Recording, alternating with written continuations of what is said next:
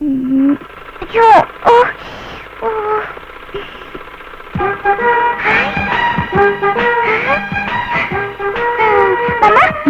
നന്നായി ചേരുന്നുണ്ടോ? ആ, ബെസ്റ്റ് ആയിരിക്കുന്നു. മമ്മ ഇടുന്നത് പോലെ പപ്പ എന്താ ഇടാത്ത? പപ്പ ഇട്ടിട്ടാ നല്ല സ്റ്റൈലായിരിക്കും. എന്നിട്ടാ മമ്മ ഒരു കാര്യം, കേസ് കഴിഞ്ഞാ പപ്പയെ തൂക്കിക്കൊല്ലുവോ? എന്റെ വ്യാകുല മാതാവേ, ഈ കൊച്ചിന്റെ ഒരു ചോദ്യം. നീ പോയി നൂലിന്റെ പെട്ടി എടുത്തോളൂ. ചെല്.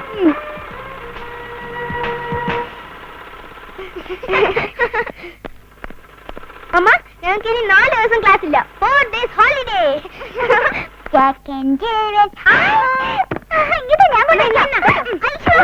എന്താ ഇവിടെ?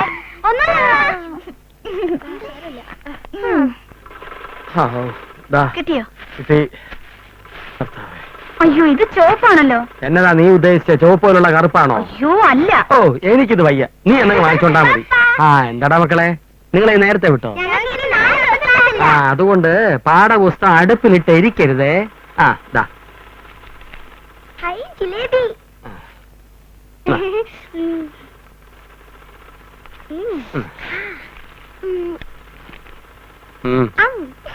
എനിക്കൊന്നുള്ളൂ. നീ ഒരെണ്ണം തിന്നാ മതി. ഇതുവരെ നിനക്ക് വേണ്ടി ചെലവാക്കിയ കാശ് തിരിച്ചു കിട്ടുമെന്ന് പേടിച്ചിരിക്കുക ഞാൻ. ഒരെണ്ണം. അപ്പൊ എനിക്കെന്നും പറഞ്ഞ് ഡോക്ടറുകളോട് പപ്പ കാശ് വാങ്ങുന്നതോ? അയാള് വരുന്ന കാശ് എന്തിനുള്ള? ഒന്നിൽ കൂടുതൽ ജിലേബി തിന്നണമെങ്കിലേ ഇനി കാണാൻ പോകുമ്പോ ഡോക്ടറെങ്കിൽ എനിക്ക് കാശ് ജിലേബി തരണം. അതിന് നീയും കൂടെ ശ്രദ്ധ വെച്ചാലേ നടക്കൂ. ആ, ജിലേബി തിന്ന്. Test tube baby case. നീ ഇത് വായിച്ചോ? അതിനെങ്ങനെയാ നിനക്ക് ഇംഗ്ലീഷ് അറിയോ? ഡോക്ടർ ഉണ്ണിത്താൻ എന്തു പറയുന്നു എന്ന് കേൾക്കാൻ ജനങ്ങൾ വെയിറ്റ് ചെയ്യുക. അതൊക്കെ ഇരിക്കട്ടെ. നമ്മുടെ മോളിപ്പോ എത്രാമത്തെ പ്രാവശ്യമാ ബാംഗ്ലൂരിൽ നിന്ന് ഫോൺ ചെയ്തെന്ന് നിങ്ങൾക്കറിയാവോ? എന്റെ പ്രിയെ, നിനക്കറിഞ്ഞൂടെ ഇവിടെ കേസും പ്രശ്നങ്ങളൊക്കെയാണെന്ന്? തൽക്കാലം നമുക്ക് ബാംഗ്ലൂർക്ക് പോകാൻ പറ്റില്ല. ഞാനത് സൗകര്യം പോലെ അവളെ വിളിച്ച് പറഞ്ഞോളാം. ആഹാ, എന്തൊരു സ്നേഹമുള്ളൊരു അച്ഛൻ. എന്നെ അവൾക്കറിയാം. ദേ വരണു. വേണ്ട, നീ ഇവിടെ നിന്നാ മതി. ഞാനല്ല, കള്ളം വരണു. പറഞ്ഞ പോലെ ഡോക്ടറെങ്കിലിനെ സോപ്പിട്ട് കുപ്പിയിൽ ഇറക്കിക്കോണം. Good morning doctor. മോർണിംഗ്. വന്ന കാര്യം സാമ്പത്തികമാണ്. അത്യാവശ്യമായിട്ടൊരു 5000 റുപ്പീസ് വേണം. മോടെ പല കാര്യങ്ങളും കുഴഞ്ഞ് വിശദീകരിക്കേണ്ട, മനസ്സിലായി. സന്തോഷം. കൂടുതൽ സന്തോഷിക്കേണ്ട സണ്ണി, നമ്മൾ രണ്ടുപേരും ചേർന്ന് കൊടുത്തിരിക്കുന്ന അപ്പീലാണ് ഇപ്പൊ നടന്നുകൊണ്ടിരിക്കുന്ന കേസ്. അതുകൊണ്ട് വിധി കഴിയുന്നത് വരെ താനും സഹകരിച്ചേ പറ്റൂ. അല്ല, എന്ന് പറഞ്ഞാല് പിന്നെ താൻ ചോദിച്ചപ്പോഴൊക്കെ ഞാൻ പൈസ തന്നിട്ടില്ലേ? അത് ഈ കുഞ്ഞിനെ ഓർത്ത് മാത്രമാണ്. അയ്യോ, അല്ലാതെ തന്റെ കുടുംബച്ചെലവിനുള്ള ഉത്തരവാദിത്തങ്ങളൊന്നും ഏറ്റെടുക്കാൻ എനിക്ക് പറ്റില്ല. നമ്പർ ഡോക്ടർ അങ്കിൾ, ഞാൻ പുതിയൊരു പാട്ട് പഠിച്ചു. പാടട്ടെ? அந்த அரபிக்கடலோரம் உன் அழகை கண்டேனே, அந்த கண்ணு தென்றல் ஆடி வெளுக்க கண்கள் கண்டேனே. அம்மா அம்மா அம்மா அம்மா அம்மா ஏ அம்மா இருக்கு அம்மா பள்ளித்தாமரையே உன் பாதம் கண்டேனே, உன் பட்டு தாவணி ചെറിയ ചെറിയ கீதம் கண்டேனே. அம்மா அம்மா ഡോക്ടർ അങ്കിൾ, ഇപ്പൊ എന്നോടുള്ള ഇഷ്ടം കൂടിയോ? നിവൃത്തികേട് കൊണ്ടാ. ഒരു 1000 റുപ്പീസ് കിട്ടിയാൽ എവളുടെ കാര്യങ്ങൾ. അമ്മ ഗതികേട് കൊണ്ട് വന്നാണ് ഡോക്ടറെ. 1000 റുപ്പീസ്. ആ, നാട്ടിൽ നിന്ന് കുഞ്ഞുണ്ണി അവന്റെ കത്തുണ്ടായിരുന്നു. ഇത്തവണയും ചമ്പക്കുളം വള്ളങ്ങളിൽ പച്ചാളം പാപ്പച്ച 1ാം സ്ഥാനം നേടി. നമ്മുടെ പുളികുന്നേരുടെ വെള്ളം പാറത്തട്ടി തകർന്നു. മോളെ അടുക്കളയിൽ ഇപ്പൊ ആന്റി സഹായിക്ക് പോകോ. ഓടോട് ആന്റി, ഞാൻ കൂടി സഹായിക്കാം. ഡോക്ടറെ, ഇവിടെ ഒരു 1500 റുപ്പീസ് തന്നാൽ വലിയ ഉപകാരം. തരാം. ഞാൻ ഈ പണം തരുന്ന കാര്യമൊന്നും പ്രിയക്കറിയില്ല. അവൾ അറിഞ്ഞാൽ ആകെ പ്രശ്നമാവും. അതല്ലേ ഞാൻ പ്ലേറ്റ് മാറ്റിയത്. പ്ലേറ്റാ? ചമ്പക്കുളം വള്ളംകളിയിൽ കുഞ്ഞുണ്ണിയെ കൊണ്ടുവന്നത്. താൻ നാളെ കോടതിയിലേക്ക് വരുമ്പോ ഞാൻ പണം തരാം.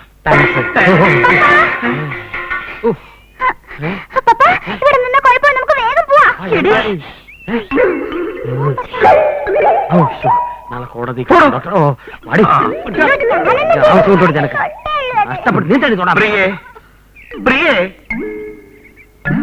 ഞാനാ പ്രിയ.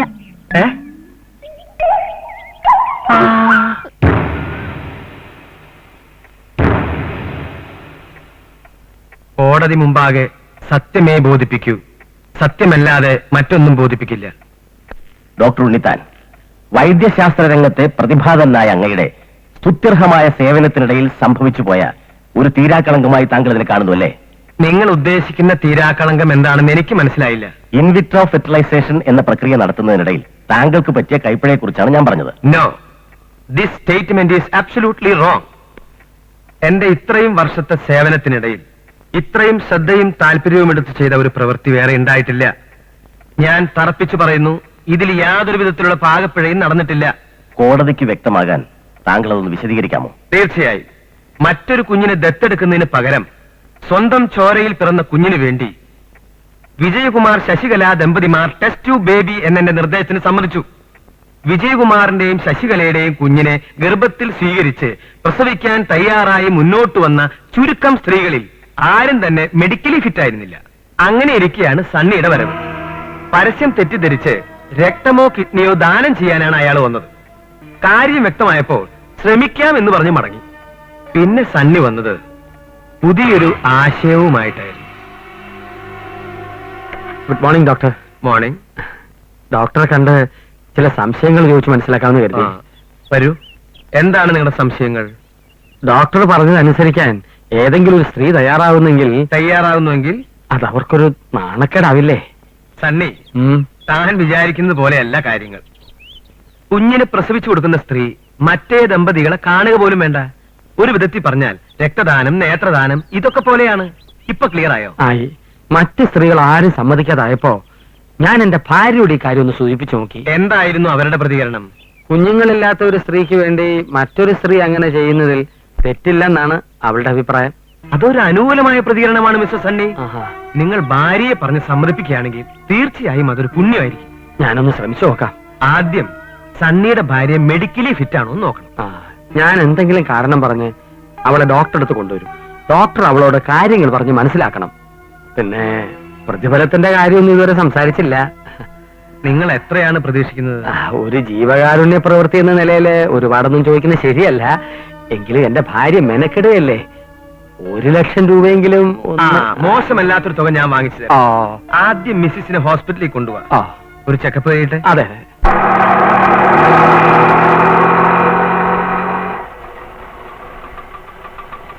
ഒന്ന് വെയിറ്റ് ചെയ്യണേ. വന്നേ. ആശുപത്രി കൊണ്ടുവരത്തെക്കൊണ്ട് എനിക്കിപ്പോ അസുഖമൊന്നും ഇല്ല ചായ. എനിക്ക് കടുത്ത തലവേദന ഉണ്ടെന്നല്ലേ പറഞ്ഞേ? അതിപ്പോ മാറി. കുറച്ച് കഴിയുമ്പോ കൂടിയാലോ? നാട് മുഴുവൻ എലിപ്പനിയുള്ള കാലമാ. എനിക്കും പകരും. ഒരു പരിശോധന നടത്തുന്നത് വളരെ നല്ലതാ. ഒന്നും പറയരുത്, വാ.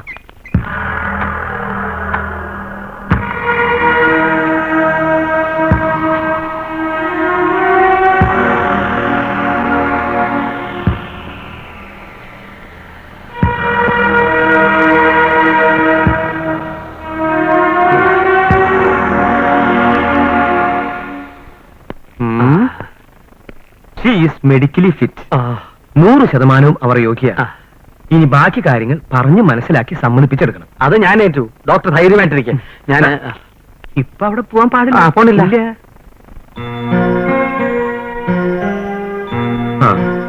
പറയാവുന്ന രീതിയിലൊക്കെ ഞാൻ പറഞ്ഞു നോക്കി.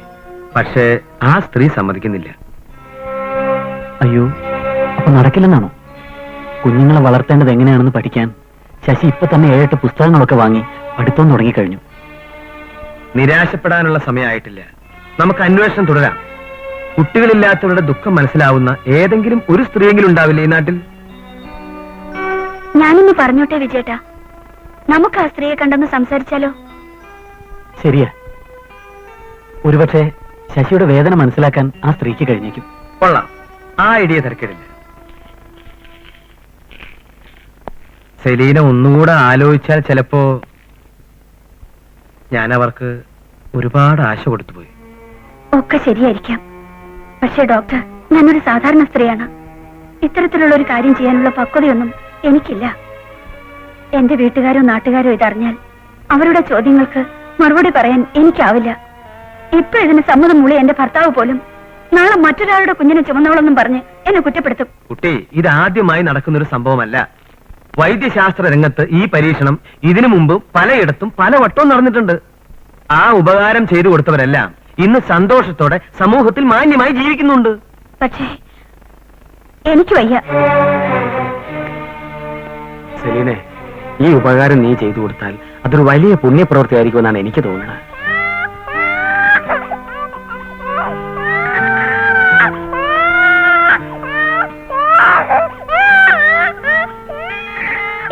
പ്രാർത്ഥന ഈശ്വരൻ കേട്ടോന്ന് കരുതിയതാണ്. ഇനി എന്റെ മനസ്സ് എങ്ങനെയാണ് സെലീനയ്ക്ക് കാട്ടിത്തരേണ്ടെന്ന് എനിക്കറിയില്ല. അത് മനസ്സിലാക്കണമെന്ന് നിർബന്ധിക്കാൻ ഞാൻ സെലീനയുടെ ആരുമല്ലല്ലോ. സോറി, ബുദ്ധിമുട്ടിച്ചതിൽ ക്ഷമിക്കണം. ശശി, വരൂ, പോവാ.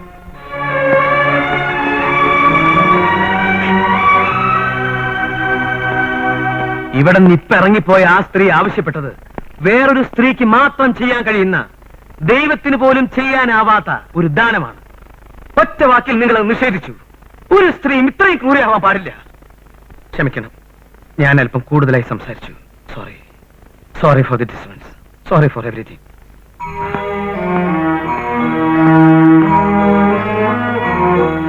ഡോക്ടർ ഒന്ന് നിൽക്കൂ. എനിക്ക് സമ്മതമാണ്.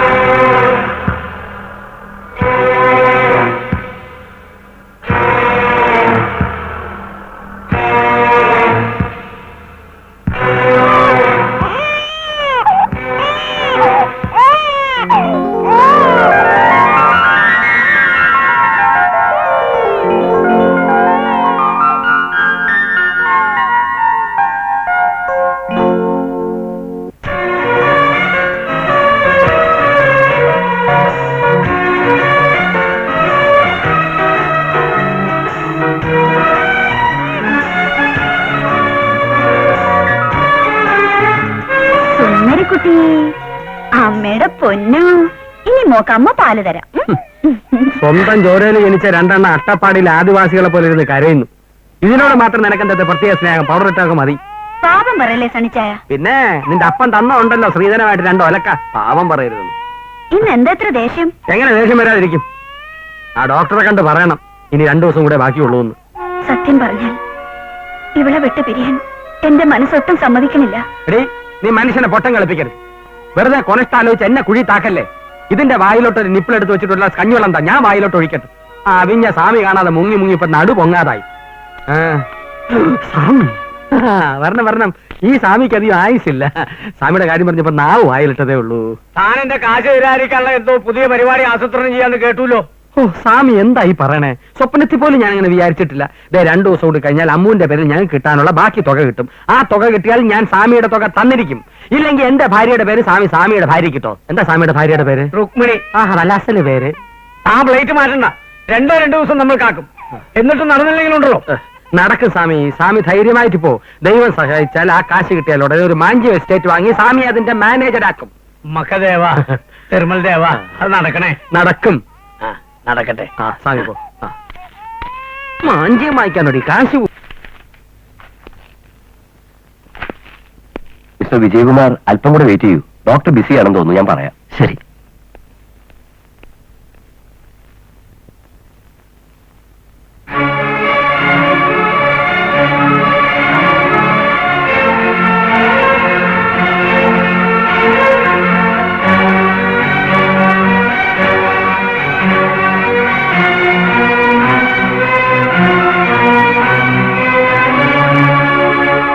ഡോക്ടർ ഉടനെ വരും, വെയിറ്റ് ചെയ്യാൻ പറഞ്ഞു. വേണ്ട, ഞാൻ ഇറങ്ങാണ്. ഡോക്ടർ വരുമ്പോ ഈ കുറിപ്പ് കൊടുത്താൽ മതി. ശരി.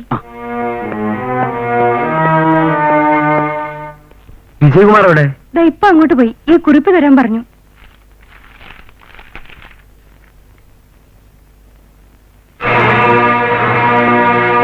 വിജയൻ, വിജയൻ, എന്താ വിജയ്, എന്താ പ്രശ്നം? അച്ഛനും അമ്മയൊക്കെ വന്നിട്ടുണ്ട്. അതിന് അവര് വിവരങ്ങളൊക്കെ അറിഞ്ഞപ്പോ ആകെ ദേഷ്യപ്പെട്ടിരിക്കുക. ഡോക്ടർ എന്നെ ഒന്ന് സഹായിക്കണം. എന്ന് വെച്ചാ കുഞ്ഞിനെ തൽക്കാലം കൊണ്ടുപോകാൻ പറ്റില്ല. വിജയ്, താൻ എന്താ ഈ പറയണേ? നമ്മൾ കുഞ്ഞിനെ സ്വീകരിക്കേണ്ട സമയം കഴിഞ്ഞു. ആ സണ്ണിയാണെങ്കിൽ 1-2 പ്രാവശ്യം വീട്ടിൽ വരികയും ചെയ്തു. അവരുടെ അവസ്ഥ വളരെ പരിതാപകരമാണ്. എങ്ങനെയെങ്കിലും കുറച്ചു നാളത്തേക്ക് ഡോക്ടർ എന്നെ ഒന്ന് സഹായിച്ചേ പറ്റൂ. പ്ലീസ്. വിജയ്, വിജയ്, ഇതാണ് ഇതിന്റെ സത്യം. മറ്റാരോപണങ്ങളൊന്നും ശരിയല്ല.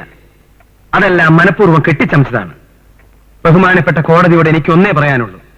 വിജയകുമാറും ശശികലയും അമ്മുവിനെ സ്വീകരിക്കണം.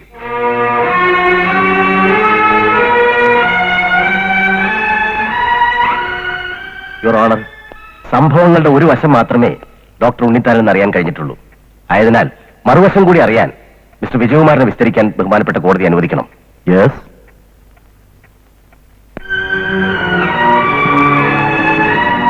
മിസ്റ്റർ വിജയകുമാർ, ഡോക്ടർ ഉണ്ണിത്താൻ പറഞ്ഞ വസ്തുതകൾ സത്യമാണെന്ന് സമ്മതിക്കുന്നുണ്ടോ?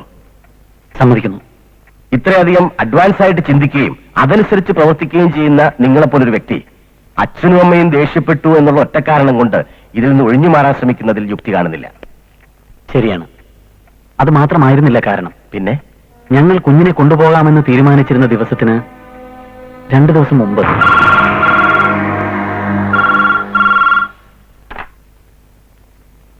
വിജയകുമാർ ഹിയർ. മിസ്റ്റർ വിജയകുമാർ, പറയാൻ പോകുന്ന സംഭവങ്ങൾ ശ്രദ്ധിച്ച് കേൾക്കണം.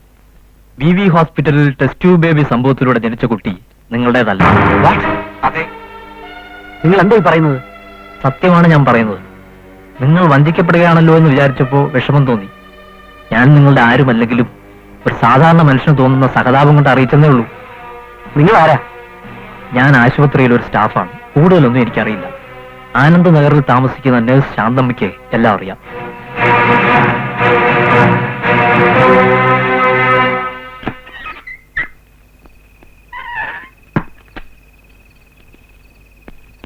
സിസ്റ്റർ,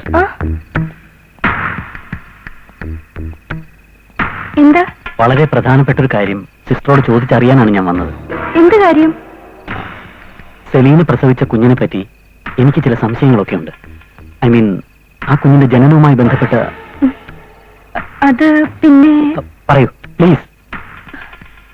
എനിക്കൊന്നും അറിയില്ല. ഞാൻ പോട്ടെ, എനിക്ക് നൈറ്റ് ഡ്യൂട്ടി ഉള്ളതാ. നടന്നത് എന്താണെന്ന് എനിക്കറിഞ്ഞേ പറ്റൂ. വ്യക്തമായൊരു മറുപടി പറയാതെ സിസ്റ്റർ പോകാൻ ഞാൻ സമ്മതിക്കില്ല. സത്യമായിട്ട് എനിക്കൊന്നും അറിയില്ല. ആ, ഡോക്ടർ ചെറിയ മേത്തിനോട് ചോദിച്ചാൽ എല്ലാം അറിയാൻ പറ്റും. ഞാൻ പോകുന്നു. ഇത്രയും രഹസ്യമായി സൂക്ഷിച്ചിട്ടു ഇതെങ്ങനെ വെളിയിൽ അറിഞ്ഞുവെന്നാണ് ഞാൻ ആലോചിക്കുന്നത്. ഡോക്ടർ ചെറിയാൻ, യഥാർത്ഥത്തിൽ എന്താണ് ഉണ്ടായത്? എനിക്കത് അറിയണം. നിങ്ങൾ കേട്ടത് 100% സത്യമാണ്.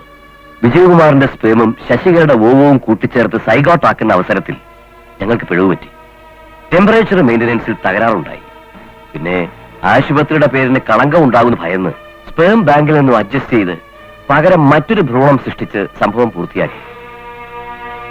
സോറി മിസ്റ്റർ വിജയകുമാർ, ആ കുഞ്ഞ് നിങ്ങളുടേതല്ല. ഈ സംഭവം കൂടുതൽ പേരറിഞ്ഞ് കുഴപ്പമായാൽ അത് ഡോക്ടർ ഉണ്ണിത്താന്റെയും എന്റെയും കരിയറിന് തന്നെ അവസാനമായിരിക്കും. അതുകൊണ്ട് പ്ലീസ്, എനിക്കൊരു റിക്വസ്റ്റ് ഉണ്ട്. തൽക്കാലം നിങ്ങളുടെ ഭാര്യ ഇതറിയണ്ട. അവർക്കൊരുപക്ഷെ ഇത് താങ്ങാനാവില്ല. മറ്റൊരു കുഞ്ഞിനെ ദത്തെടുക്കുന്നു മാത്രം വിചാരിച്ചാൽ മതി. പിന്നെ ഞാനാണിത് പറഞ്ഞതെന്ന് ദയവ് ഇത് പുറത്തറിയരുത്. മൂത്തോർ ചൊല്ലും മുതുനെല്ലിക്കയും ആദ്യം കയ്ക്കും പിന്നെ മതിരിക്കും.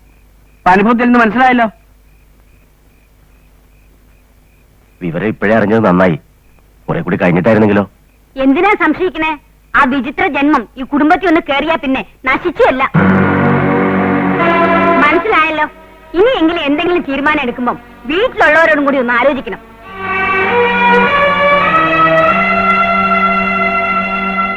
ഇനിയിപ്പോ അതിനെ പ്രസവിച്ച സ്ത്രീയുമായിട്ടുള്ള കരാറൊന്ന് റദ്ദാക്കണം. കാര്യങ്ങളൊക്കെ പറഞ്ഞ് മനസ്സിലാക്കി ഒരു മയത്തിൽ വേണോ ചെയ്യാൻ. അവരത് സമ്മതിക്കുമെന്ന് എനിക്കറിയില്ല. അല്ല, അങ്ങനെ വന്നാൽ നമുക്ക് നിയമപരമായ വഴി നോക്കാം. രാജേന്ദ്രൻ പറഞ്ഞത് ശരിയായ വഴിയല്ലേ? എന്താ അതിനും ഇനി എതിരഭിപ്രായം വല്ലതും ഉണ്ടോ? ഇല്ല, എല്ലാം നടക്കേണ്ട രീതിയിൽ തന്നെ നടക്കട്ടെ.